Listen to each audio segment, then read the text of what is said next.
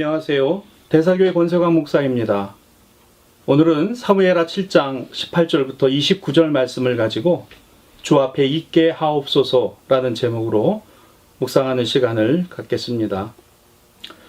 오늘 본문은 다윗이 나단을 통해 성전 건축 계획에 대한 자신의 구상을 하나님이 거절하셨을 때 곧이어 하나님 앞에 나아가 엎드려 간구한 기도입니다.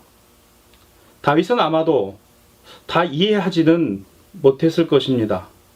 서운함도 그리고 자신의 마음의 중심을 알아주시지 않으심에 대한 아쉬움도 있었을 것입니다.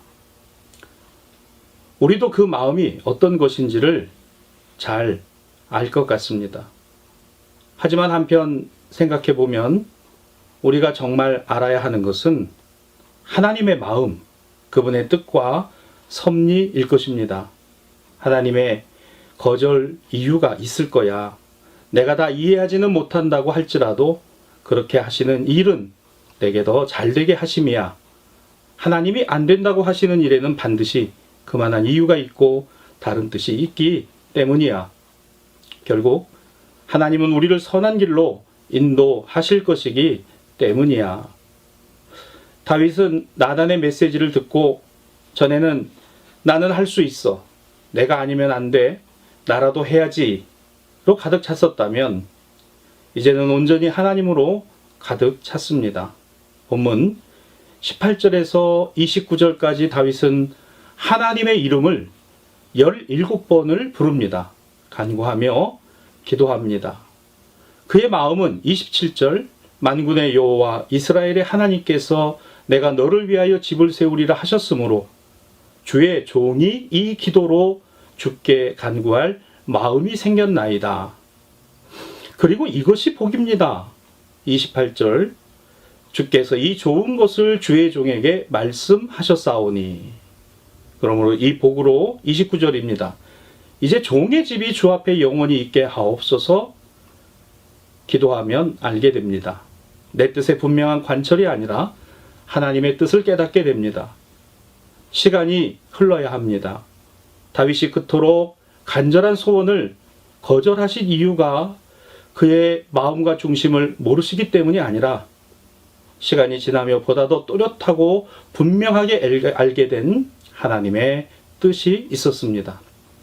그래서 우리는 참고 기다리는 것입니다. 인내하는 것입니다. 왜 인내인가요? 하나님이 하시는 일을 우리는 당장 매 순간 다 이해할 수 없기 때문입니다. 다 이해할 수 없어도 받아들이는 것이 신앙 안의 믿음입니다. 이제부터 진짜 하나님의 일이 시작되었습니다. 다윗이 하나님을 위해 집을 세우는 것이 아니라 하나님이 다윗을 위해 집을 세우시기 시작하신 것입니다. 그리고 그 집은 예수 그리스도의 나심으로 이어져 온 인류 구원의 복음을 열었습니다. 이것을 다윗이 알았던 것은 아닙니다. 다만 그는 하나님을 믿었던 것입니다. 유진 피터스는 본문의 장면을 이렇게 해석합니다.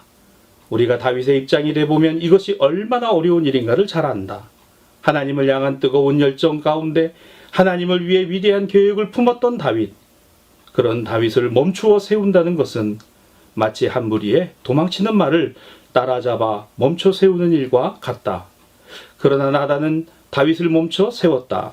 그리고 더 정확히는 다윗은 자신을 멈춰 세우시는 하나님께 순종했다. 세상으로부터 오는 육신의 정욕과 안목의 정욕과 이생의 자랑을 멈추어야 비로소 하나님으로부터 오는 온전한 은혜와 긍휼을 얻게 됩니다.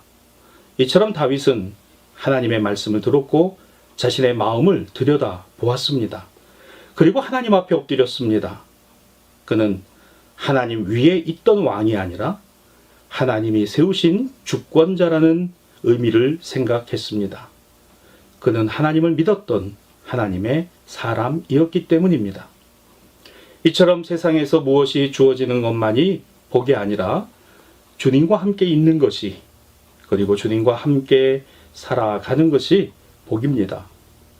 우리와 우리의 다음 세대, 자녀와 후손 세대가 되어지기를 간구하는 모든 성결 신앙가족들이 되시기를 바랍니다. 오늘 이 시대를 살아가는 여러분과 더불어 삶에 적용할 기도 제목 3가지를 나누고자 합니다. 첫째, 성도들을 하나님 앞에 바로 세우는 교회가 되게 하옵소서. 두 번째, 우리 가정과 자녀들이 주님과 항상 함께함의 복을 갖게 하옵소서. 세 번째, 오직 하나님으로부터 오는 은혜의 소망이 나의 믿음과 고백이 되게 하옵소서. 기도하십시다.